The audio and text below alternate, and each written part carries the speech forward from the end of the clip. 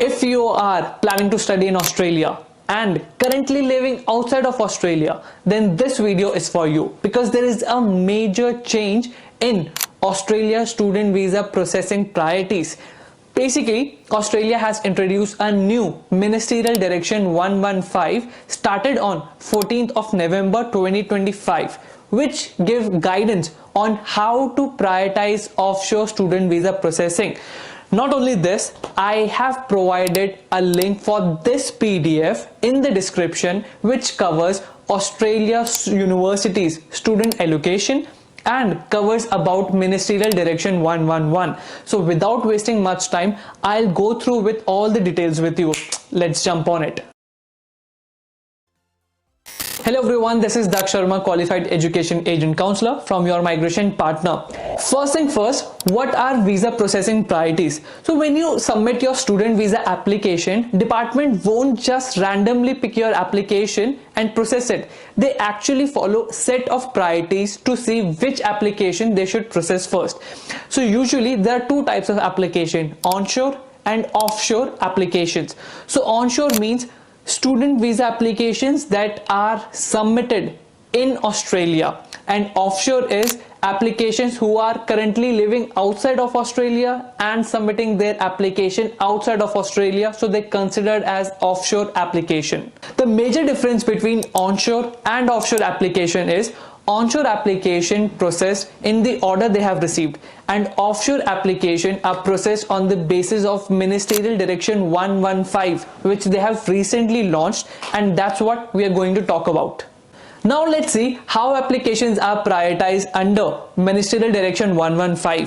So all the applications are prioritized under 3 levels, which is priority 1, priority 2 and priority 3. So in priority 1 includes all the application from school students, like basically from all this list. Not only this, priority 1 also includes students who wants to study bachelor's or master's from any university of colleges that have not reached their prioritization threshold. Next is priority 2. So the department will assign priority 2 to application associated with college, university who have reached 80% of their student allocation, that is prioritization threshold.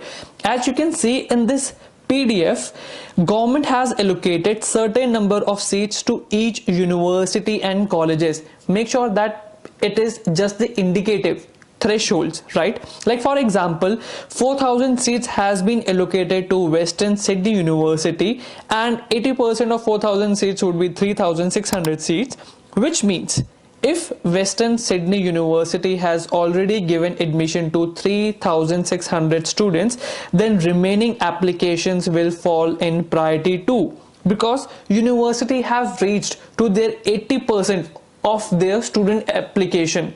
Hope it makes sense. Now next and last is priority 3. So department will assign priority 3 to students taking admission with university colleges who have exceeded their student allocation by 15%, their upper threshold. As you can currently see in the PDF, all these Australian university will fall in priority 1 because they haven't reached to their threshold limit, because it's just fairly new allocation. That's why it's very important to prepare your application now, submit it before it gets too late. Another important thing to know is your priority level will be set once you lodge your application, and it won't change later. But being in priority 1 doesn't mean that your application will be processed quicker. You still need to maintain the integrity and quality of your documents. If your documents are not right, then still it will take time to process your application. That's why it's very important to prepare your application as soon as possible and make sure all the documents are right. I have created separate videos about document checklist and several videos about student visa application for 2026, which is a game changer. So that's why I would highly recommend to watch those videos. And even if you have still got any question, comment down below, or you can send me an email or send me a WhatsApp as well on this below number.